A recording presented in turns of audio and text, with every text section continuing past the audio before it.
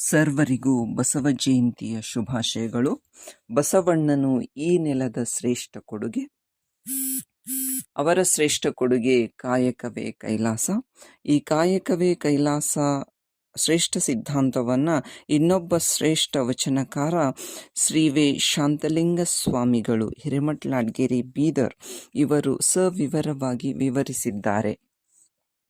ಕಾ ಎಂದೊಡೆ ಕಾಯ ವಾಚ ಮನಸ ಭಾವಶುದ್ಧದಿಂದ ಕಾರ್ಯ ಆರಂಭಿಸುವುದು.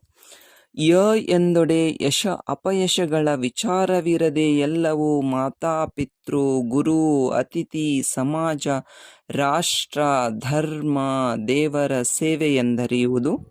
ಕ ಎಂದೊಡೆ ಕಷ್ಟ ಸುಖಗಳ ತಾರತಮ್ಯವಿಲ್ಲದೆ ನಿಷ್ಠೆ ಏಕೋಭಾವದಿಂದ ಕರ್ತವ್ಯದಲ್ಲಿ ಧನದಲ್ಲಿ ಸಮಯದಲ್ಲಿ ವಂಚನೆ ಮಾಡದೆ ಸೇವೆಯೊಳ್ ನಿರತರಾಗಿರುವುದು.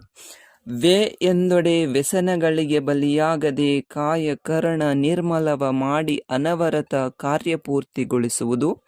ಕೈ ಎಂದೊಡೆ ಕೈಕಷ್ಟದಿಂದ ಸಂಪಾದಿಸಿದ ಧನ ವಸ್ತ್ರ ಧಾನ್ಯ ಸಕಲ ಪಡಿಪದಾರ್ಥಗಳೆಲ್ಲ ಗುರು ಲಿಂಗ ಜಂಗಮಕ್ಕೆ ಸಮರ್ಪಿಸುವುದು.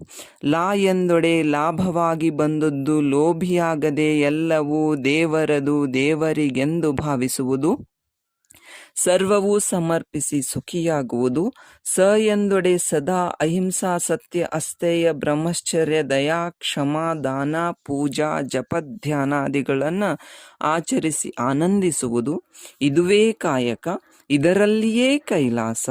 ಈ ಕಾಯಕ ಸರಳವಲ್ಲ, ಸಾಮಾನ್ಯರಿಗಲ್ಲ, ಅಧಮ ಅಧರ್ಮಿಗಳಿಗಲ್ಲ, ಅಹಂಕಾರಿಗಳಿಗೆಂದೆಂದಿಗಿಲ್ಲ. ಶ್ರೀ ಶಾಂತಲಿಂಗೇಶ್ವರರ ಶರಣರಲ್ಲಿ ಮಹಾಶರಣ ಭಕ್ತಿ ಭಂಡಾರಿ ದಾಸೋಹಮೂರ್ತಿ ಸಂಗನ ಬಸವಣ್ಣನ ಕೈಯಲ್ಲಿ ಕಾಯಕ ಹೃದಯದಲ್ಲಿ ಕೈಲಾಸ ಕಂಡೆನು. ಶರಣು ಶರಣಾರ್ಥಿ.